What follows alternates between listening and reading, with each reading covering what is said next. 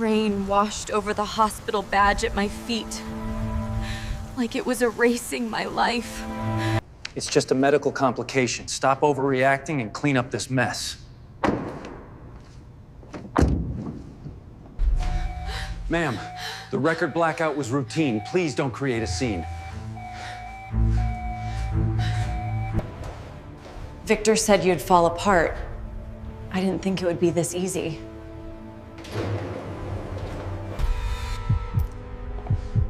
Lock every exit. No one leaves until I finish teaching this lesson. It's dead. What are you crying about? You're making a fuss and disturbing my VIP patient. The head doctor's contemptuous laughter echoed coldly in the emergency room, like a knife cutting into our hearts. My wife, Anna, collapsed onto the cold tile floor, clutching the empty diaper blanket tightly. Tears mixed with despair. We had just lost our firstborn child because of his negligence. Yet he considered my child's life to be just an annoying medical incident. He calmly adjusted his expensive watch, ordering the nurse, "Clean up this mess. Kick them out." He turned to leave. But clang. The sound of the electronic door latch rang out dryly and sharply. The entire hospital hall suddenly fell silent. Men in black suits, their faces cold as money, silently walked out from every corner, blocking all exits. From the main door, my father-in-law walked in. He didn't cry.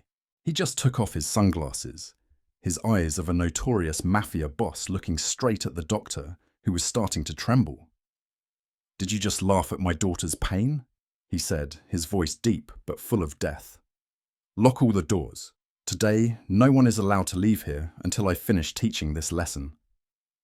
I guess 99% of you will hear this, sigh, and scroll past, not clicking like or subscribe. Even if it only takes a second. What time is it in your country, and where are you listening to this story? The clock read 1:10 a.m. The cold, heavy smell of antiseptic was the only thing keeping Amelia awake after her emergency cesarean section at Boston General Hospital. Her entire body felt heavy, compressed by the perfect anesthetic, blurring her vision. But her maternal instincts were the only thing fighting the numbness. Her eyes were fixed on the crib beside the bed, where little Marco lay. She felt relief, a painful relief she deserved. She silently thanked God that her son was safe. The silence of the operating room was suddenly interrupted by the sound of rubber wheels rolling gently on the vinyl floor. A dark figure, cloaked in environmental services, EVS uniform, entered. He pushed a large Rubbermaid cart without hesitation, straight for her baby's crib. Amelia tried to scream. She wanted to warn, to tear the night apart, but her body had betrayed her. The sharp pain in her incision prevented her from moving. All she could do was open her eyes, staring straight at the person who had committed the horrific act. The stranger stopped, calmly removing his mask. Her horror instantly turned to utter betrayal. It was Scarlett Vance, Victor's lover. She stood there, unhurried, only cold and jealous. Scarlett coldly placed Marco inside the cart on the already laid blanket, closing the lid gently and firmly. She touched the call button on the wall. The alarm was just in time to go off. But immediately, the camera screen on the ceiling flashed. The security screen jumped to large letters. No signal. 10-minute blackout has begun. Her horror reached its peak when she realized this was no random theft. This was a perfectly orchestrated plan, calculated down to the dose of anesthesia she received, the night shift, and the timing of the camera being disabled. She tried to reach for the iPhone on the table, wanting to take a picture, something to prove she wasn't crazy, but her hand only touched empty space. The feeling of helplessness was more painful than the incision. She was tied up, forced to watch her son being taken away by the woman who had tried to destroy her marriage. She cried, but the tears couldn't make a sound. As the sound of rubber tires faded in the hallway, the door to the room opened. Victor Russo, her husband, rushed in. He didn't look at the crib, but looked straight at her. He didn't ask about the baby.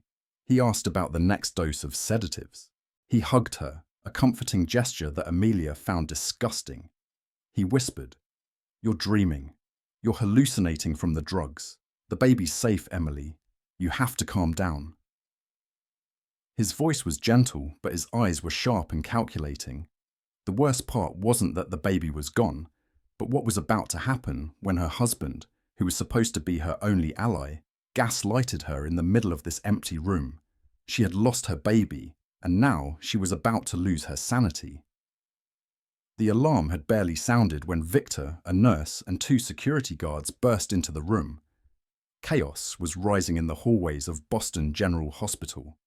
The nurse checked the crib, then the empty crib, and turned to Amelia with a look of pure panic on her face. But instead of concern, Victor approached with a carefully composed expression. She should have seen the fear of a father who had just lost a child, but what she saw was calculation and a mask of fake anger. He didn't look at the crib, but looked straight at her. He didn't ask about the baby, he asked about the next dose of sedatives. He motioned for her to calm down, even as her entire body shook with terror. "Honey, what's wrong?" Victor said, his voice soft but strained. "I told you you need to rest. You're hallucinating from the anesthesia." "No," Amelia tried to scream, but it came out hoarse. "I saw Scarlett. She took Marco. You have to believe me." The head nurse walked over to the computer, scrolling through the EHR, electronic health record. Her face went from worry to utter confusion. "Mrs. Russo, I'm sorry," she said, her voice full of confusion. "We can't find any records of a newborn baby registered under your name. The data is completely blank." Amelia felt like her world was collapsing. It couldn't be. He was the only one who knew this was an emergency. She was sure. She wasn't dreaming.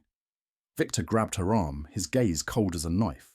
He picked up the hospital iPad, pointed at the screen. "See, you've never given birth. You're hallucinating from the medication. I'll call the psychiatrist." Victor's words weren't just words of comfort. It was a brutal gaslight, a weapon meant to strip her of her sanity and power in front of the hospital staff. She had not only lost her child, she had been betrayed by the one person who should have been her only ally. Everyone leaned toward Victor's explanation. Postpartum depression, stress. Amelia, cornered, searched for the last piece of evidence. She secretly opened the photo library on her iPhone. She remembered taking a picture of the crib with the baby bracelet just before the surgery began. She saw the photo, Marco, the blue baby bracelet. Immediately the screen flickered. A message appeared. The photo disappeared, right before her eyes. A remote operation had tampered with her iCloud account. She was completely cut off from the evidence. She knew she wasn't crazy. She knew she had given birth. But how could she prove it when every record was against her, even the phone she trusted most? She is trapped in the ultimate emotional pit, betrayed by her husband, besieged by the medical system, and abandoned by her own technology. The feeling of being labelled unstable hurt more than the incision. The entire Boston General Hospital staff began to look at Amelia with a mixture of pity and apprehension. They didn't see a mother who had just lost a child. They saw a patient at risk of postpartum depression, hallucinating from strong medication.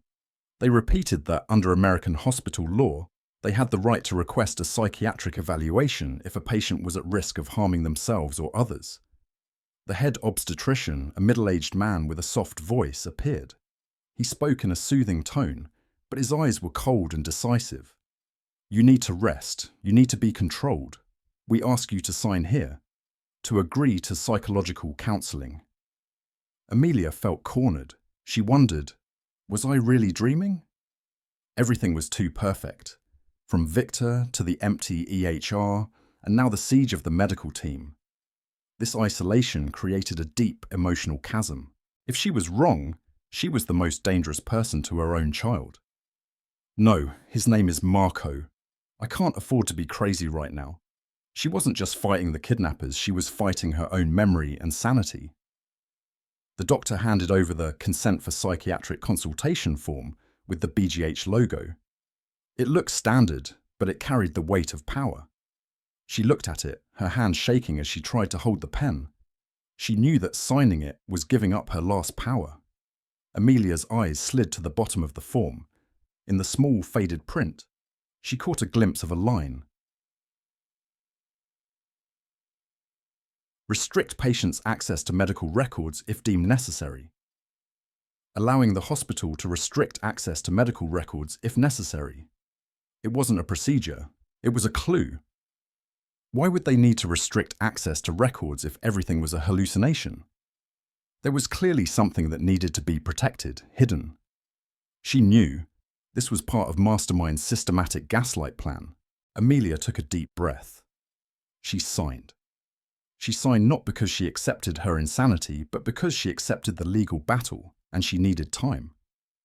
At the same time, the hallway camera, narrow angle, recorded a man in a white blouse who seemed to be the head of the medical records department, quickly pulling her paper file off the shelf, putting it in a separate folder and sealing it. The physical file had to disappear too. They wanted to take away her power. They wanted her to be silent. But they had made a fatal mistake. They didn't know that she had a father who would never believe in hallucinations or system errors. Amelia was sinking into despair in the cold post-op room at Boston General Hospital when the door to the room swung open. Leonardo Rossi walked in. He didn't carry a gown or flowers, but a different kind of power, the power of someone who knew the network. The old Rolex on his wrist wasn't just a piece of jewelry. It was a symbol of his years, working in a world where the law was written in silence and ironclad evidence. He didn't need to hold up his worn FBI name tag. His presence was enough to make the nurses and security guards wary. Leo Rossi held his daughter, his fatherly tenderness trying to soothe her pain. But his eyes were glued to the technical logs on the security guard's computer. The doctor said it was a system error, a random glitch, Amelia whispered, her voice hoarse from crying. There's no way every camera would black out for exactly 10 minutes at the same time on the same system without any unusual logs, Leo said, his voice low and steady without a hint of wavering. He read the technical logs like an old case file. The numbers and times scrolling across the screen were the only language he trusted. Amelia looked at her father, tears in her eyes. She saw hope, the logical support Victor had denied her. His presence was more than just emotional comfort. It was confirmation that she wasn't crazy. Leo asked to see the camera timeline during the 10-minute blackout. He wouldn't accept a random explanation. He knew the mastermind behind this had to be someone who knew hospital-level security. He lingered in the security room, pretending to be interested in the procedures but really looking for weaknesses. He realized that if the main system was disabled, a secondary, less important system, usually used for maintenance purposes, could still function. Leo walked past a corner of the security room and happened to see a small, often forgotten monitor showing a clear image of the hallway. The secondary camera had been operating normally during the 10 minutes of blackout. Immediately, a guard stepped forward, blocking his view.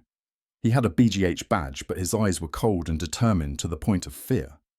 "This camera is not part of the main system, sir," he said dryly. "You don't need to care." The guard turned off the monitor. That action, that decisive handshake, was the first evidence. Leo knew he had found the enemy's weak spot. The bad guys thought they had everything under control, thought they had erased all digital traces. But Leo Rossi saw what they were trying to hide. Now is the time to find an ally. Leo Rossi knew the power of repetition. And any large organization in America, from corporations to hospitals like Boston General Hospital, had routines that were impossible to break. He guessed that janitors usually ate lunch at a certain time. Around 12:45 p.m. was the prime time. While everyone from nurses to office workers lined up at the ground floor Starbucks to get their midday coffee, Leo moved stealthily. He went to the equipment storage room. He was no longer a former legal investigator. He was now an adventurous father, using his illegal experience. He found something he shouldn't have. A detailed map of security camera locations and garbage cart routes. Something not meant for the public. He took a picture with his phone. Leo circled 2 important points on the map: a deserted maintenance hall and loading dock 3, the cargo exit behind the kitchen. He knew for a fact that a large Rubbermaid garbage cart would never pass through the main hall. Garbage carts always took shortcuts through blind spots where no one was paying attention. Amelia waited for him in the empty lobby. She looked at the circles on Leo's phone screen. Loading dock 3. She felt her blood rush to her head. She saw the cart, she saw the crib. It all connected. But just then, as they bowed their heads in discussion, Amelia's iPhone buzzed with an anonymous text message. Tension rose. She unlocked it. "Stop looking at the map. Everyone already believes you're insane." The text message arrived just in time. Then Leo realized something horrifying. The security camera in front of the exit area he had circled on the map was aimed directly at their faces. It wasn't a casual look. It was a direct surveillance, a direct threat. They knew they were being watched.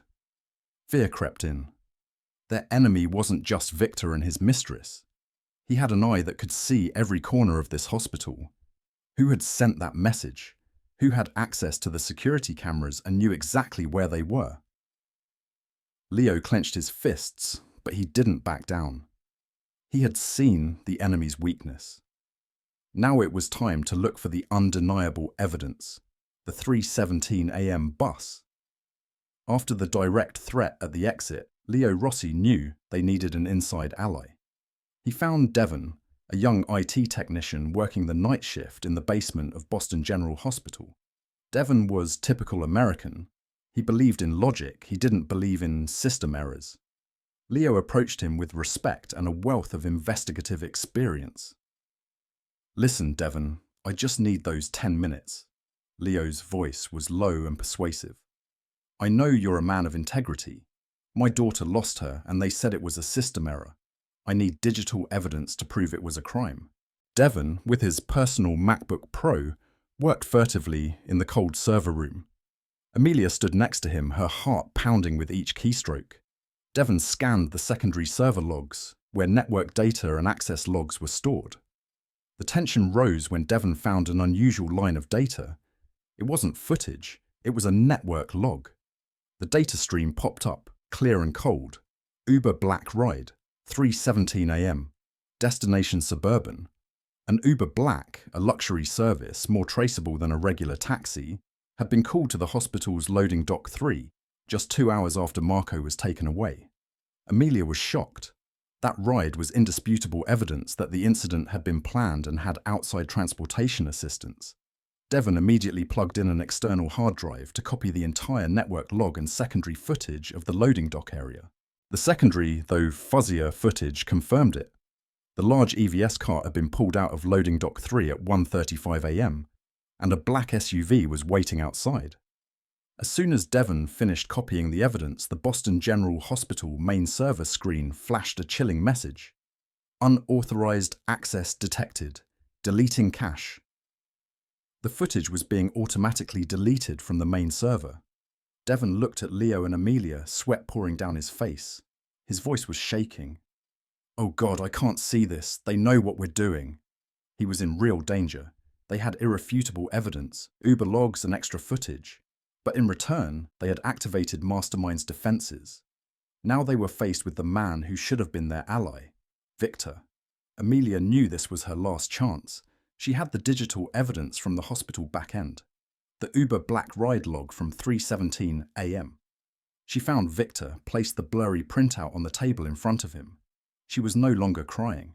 Her voice was cold and firm. "You rented that car. You worked with Scarlett. Don't tell me it's a coincidence." Victor stood up. He didn't bow. He didn't regret it. He was angry, like a CEO being questioned before a board about a financial scandal, not a husband facing a crime. His face was twisted in perfect manipulation. "Amelia, what are you doing? I told you, you need a break. You're obsessed. You're crazy." He didn't just deny his guilt. He weaponized her anxiety. He made his most serious threat yet, taking advantage of her postpartum mental health condition to take away her parental rights. He said it bluntly. If she continued to dream things like this, he would tell the doctor to have her formally evaluated. In the United States, the threat of a psychological evaluation is a legal weapon often used in divorce cases involving child custody, and Victor was using it ruthlessly. Amelia felt a deep fear. Fear not because of the threat, but because she had seen the ultimate betrayal. Victor was willing to destroy her to protect his and Scarlett's secret. He had betrayed not only her love, but her survival instinct. Victor grabbed the phone. The screen flashed with the number of a psychiatrist, Dr. M. Thompson. He was carrying out his threat. Anger turned to pain of betrayal. She knew the stakes. This wasn't just a fight for her child, it was a fight for her right to be a mother, for her right to believe in herself. After Victor left, Amelia sat in the room. The hallway camera, far corner, recorded Victor stopping. He raised the phone to his ear, whispering. Even though she couldn't hear it clearly, she could feel the disgusting conspiracy. We have to move faster. She's seen the footage. At the same time, the email, visual on screen, email legal depting BGH, flashed on his phone screen. Her husband and the hospital were in cahoots. Victor had confirmed everything. That Uber ride was real. Now it was time to track the destination, where her baby boy was hidden. Leo Rossi and Amelia sped off in his Audi Q4. The luxury car glided down the Boston freeway, heading toward the remote suburbs where the Uber black ride log indicated. It was dark and the heavy New England rain made everything gloomy. They didn't say much, only the sound of tires on the road and the constant wipers. They both knew they were trespassing, something a former investigator like Leo would never do if it weren't for his daughter and grandson. They found a wooden cabin, an old New England style, lost in the woods and darkness. When they reached the cabin, Leo used his past experience to unlock the back door. The smell of mold, old formula, and the faint scent of antiseptic from the hospital filled her nostrils. It was proof. Amelia walked slowly inside. She saw the empty crib placed against the wall. The sight hit her harder than any lie. The physical pain of the incision was nothing compared to the pain of seeing all the evidence of her son's life in this ruined house. She saw the white blanket with the BGH logo thrown on the floor. She saw the half-open carton of formula, proof that Marco had been here, cared for, raised, but by the one who had kidnapped him. Amelia knelt, her hand shaking as she touched the crib. She felt Marco was real, her son was real. She swore she would find Marco. Desperation turned to cold steel. Leo took in everything, the crib, the blanket, Scarlett's traces. He knew Victor had prepared this place. Just as they were about to leave the cabin, Leo heard the sound of an engine. A black SUV parked not far away turned on its headlights, shining directly in their faces. Leo pushed Amelia behind him, sensing real danger. These weren't the police. These were Mastermind's guards. At the same time, Amelia's iPhone vibrated with a new message from an anonymous number. Next time you trespass, you two will not leave. They knew they had almost been attacked. He was not playing alone. He had a bodyguard, and that bodyguard was waiting for them. But the evidence was in hand. Now it was time to find someone who would dare to speak up. After the horrific cabin break-in, Leo Rossi knew they had to change tactics. He couldn't continue operating outside the law. He needed someone on the inside. Leo used his underground network, not the FBI, but a secret Boston medical forum where medical professionals anonymously discussed ethical issues. He didn't ask about Marco. He asked about forbidden truths and unusual hospital bans. A few hours later, a message came back. It was Sarah Reynolds, a night nurse at Boston General Hospital. She was also a mother. She couldn't stand Amelia's lies and pain. Sarah agreed to meet Leo at a coffee shop a few blocks from the hospital. She arrived still wearing her BGH nurse's gown, but her face showed fear. Sarah's voice trembled as she revealed the truth. They've forbidden us from talking about the blackout. It was ordered by management. The janitor on that shift wasn't a hospital employee. She wasn't on duty. Everything was wiped. Leo didn't need her to risk it. But Sarah said she wasn't doing this just for Amelia, but because she couldn't live with a lie. She handed Leo a black USB drive with the SanDisk logo. This is a backup copy of the logs I extracted before the system went completely offline. It proves who accessed the main server, she whispered. Amelia looked at the USB drive, feeling a surge of hope and gratitude. She didn't have to do this. She was the first person to see her pain and trust her. Sarah had given them the ultimate weapon, digital data. As soon as Sarah and Leo exchanged the USB, the sound from the hospital's speakers echoed throughout the cafe, cutting off any conversation. "Sarah Reynolds, please come to the administration office immediately." Sarah stood up, her face pale. She looked at Leo with a look of utter panic. "They know," she blurted. Leo and Amelia quickly left. When they returned to the hospital to check, Sarah's locker was empty, her name tag removed from the schedule. She had been deactivated immediately, proving that the mastermind had great power, possibly the hospital administration. Sarah was gone, but her evidence was not. Now it was time to see how powerful the mastermind really was when they were about to use that USB. Sarah Reynolds had been transferred overnight. Leo Rossi knew that was no coincidence.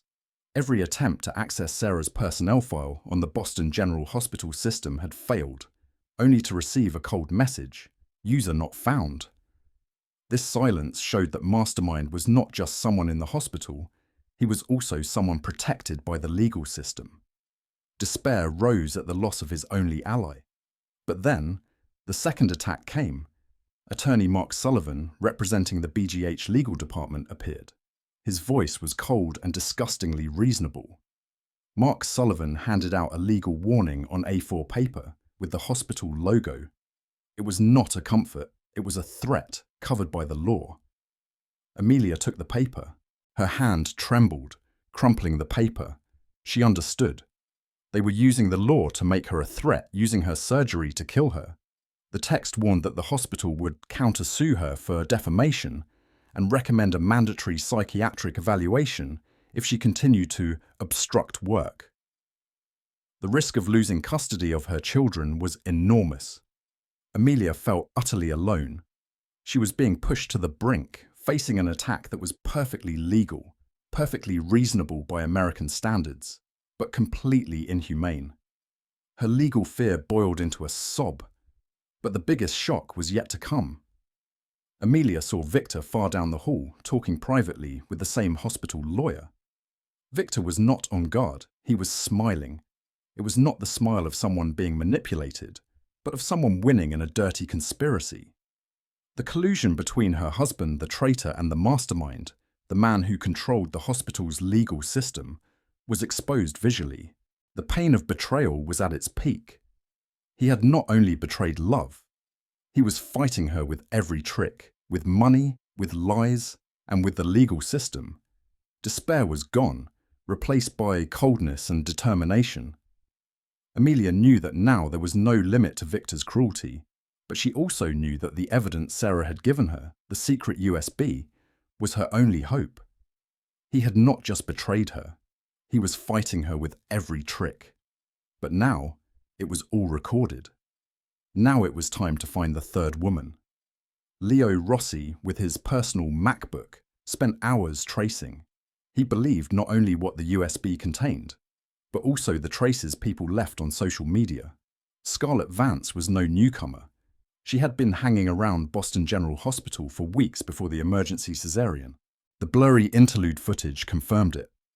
Scarlett had been standing in the hospital's ground floor Starbucks, pretending to drink coffee, but actually studying the shift schedule, the camera positions, Amelia's every habit. It was a trap built slowly. Leo found what he was looking for: old Instagram profiles. A photo of Victor and Scarlett hugging at the Plaza Hotel in NYC popped up with a caption that read, "Our future baby." The false smile of a winner. Amelia looked at the photo, anger boiling. They hadn't just betrayed her, they'd built a future on it. The pain of betrayal intensified into anger. Amelia understood. Scarlett was more than a mistress. She was an accomplice, clearly motivated by ambition and jealousy. The plan was not a moment of impulse, but a sophisticated plot, set up in advance, carefully prepared.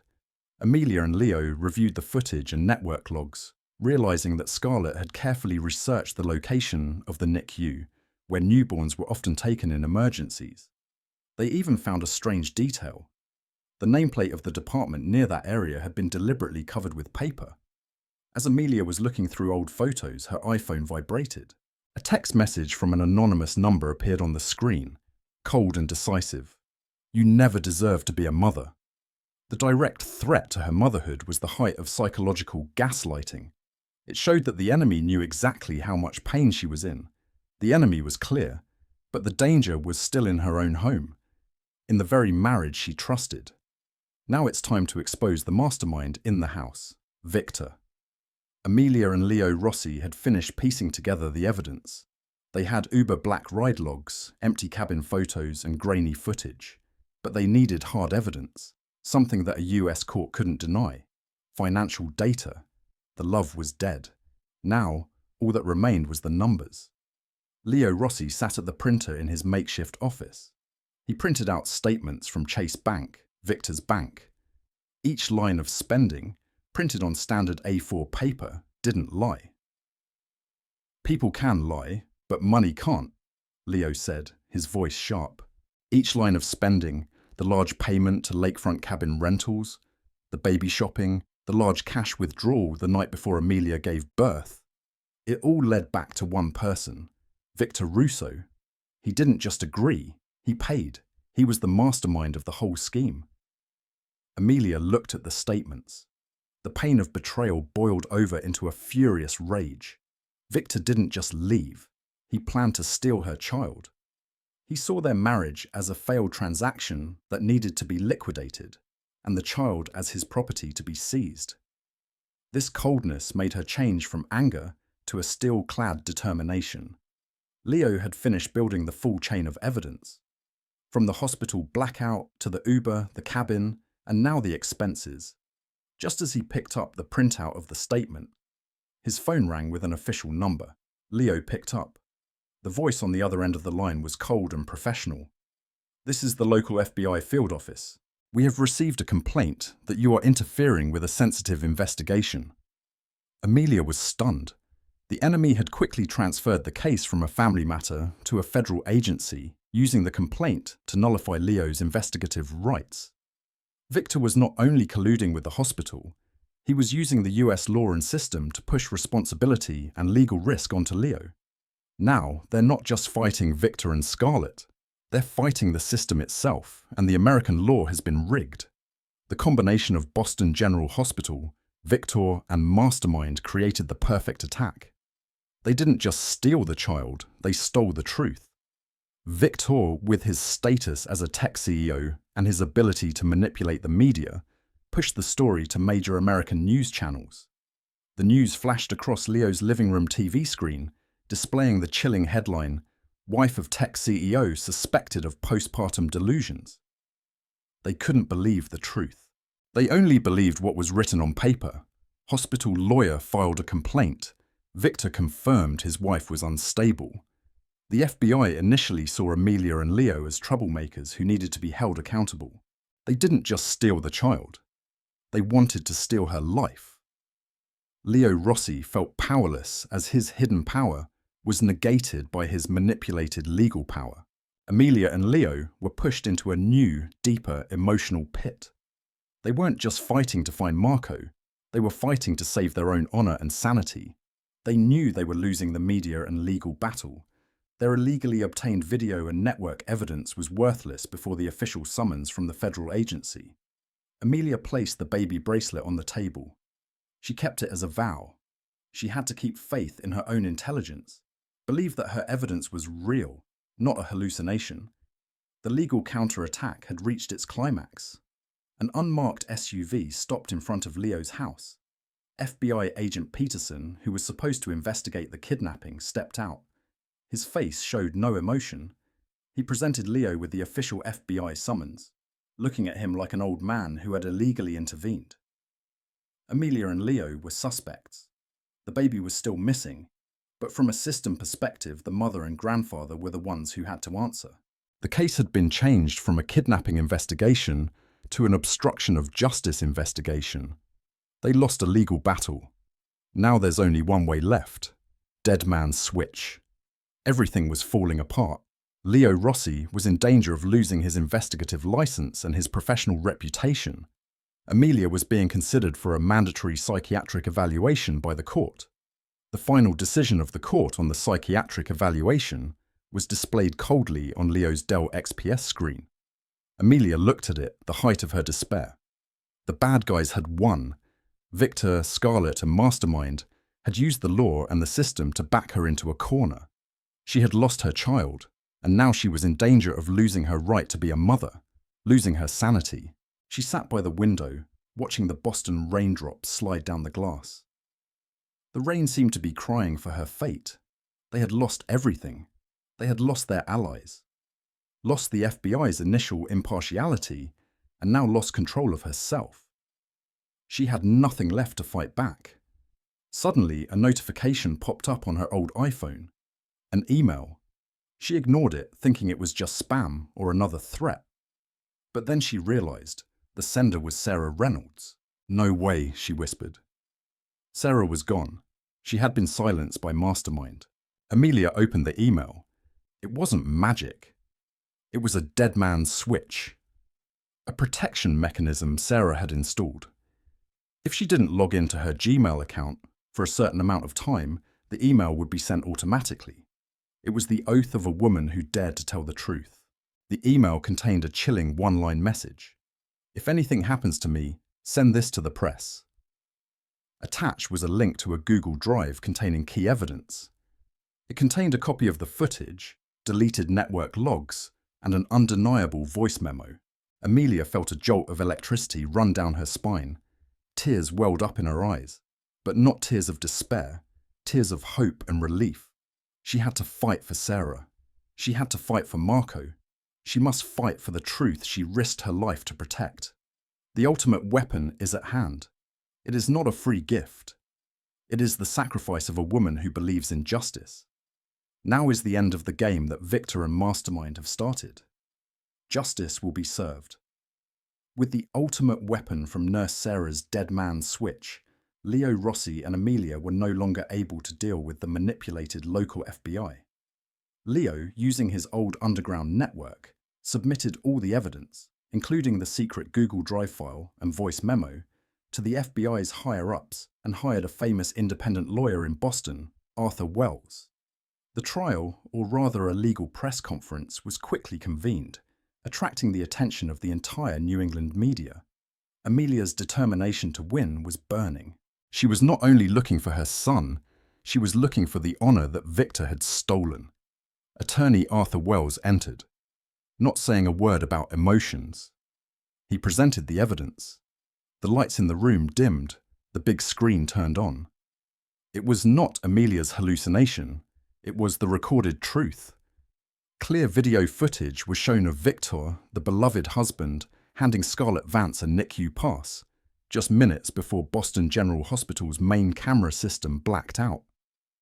Victor wasn't panicking. His gesture was decisive, a deliberate act. The audience, jury, and media all held their breath.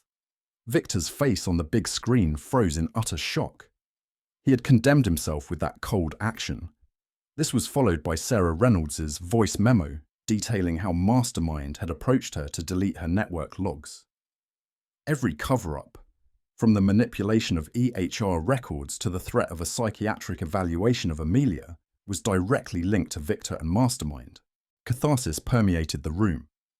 This was the downfall of a self-righteous CEO who had viewed his wife and children as assets to be liquidated. Press headline on screen: breaking. CEO exposed in infant kidnapping scandal. Victor slumped in his chair, his pride gone. He couldn't gaslight this. Public justice had been served. Clear video evidence of giving a stranger his NICU pass was the deciding factor in the federal kidnapping case. The verdict was in. Now it was time for Marco to go home and give Amelia the peace she deserved. After a historic trial, the verdict was announced. Victor Russo faced 15 years in prison for conspiracy and kidnapping, while Scarlett Vance received 12 years. Justice had been served and the traitors had paid the price. But true justice came when Amelia held her son Marco for the first time. The moment of reunion took place in a private room at Boston General Hospital, where the nightmare began, but also where the healing began. Amelia gently took Marco back from her father, Leo Rossi. She felt that small warmth, the scent of the boy she had fought the entire system to protect. The emotion broke out, not in a cry of despair, but in a powerful release.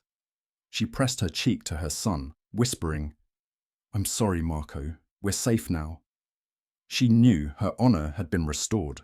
She wasn't crazy, she was a mother, and no one could take that away. Leo Rossi, standing beside her, watched his daughter smile peacefully for the first time in weeks. His mission was accomplished. He had fought for his daughter and grandson with every means, from the underground network to the cold digital evidence. Amelia did not go home immediately. She and Marco lingered in the hospital, not as patients but as victors. She and her father pushed Marco's wheelchair down the hallway. She looked up at the sign that read Boston General Hospital. It was no longer a place of fear, no longer a place where she had been gaslit to the core, but a place where she had fought and won. It was where her rise had begun. Amelia's healing was a slow process. She did not rush for joy. She focused on peace. She knew that justice had been served by her truth and her rise. Amelia Rossi's legacy will live on, not just because she won a monumental case, but because she proved no one can gaslight a mother. The story ends. Amelia's legacy will live on. She proved no one can gaslight a mother.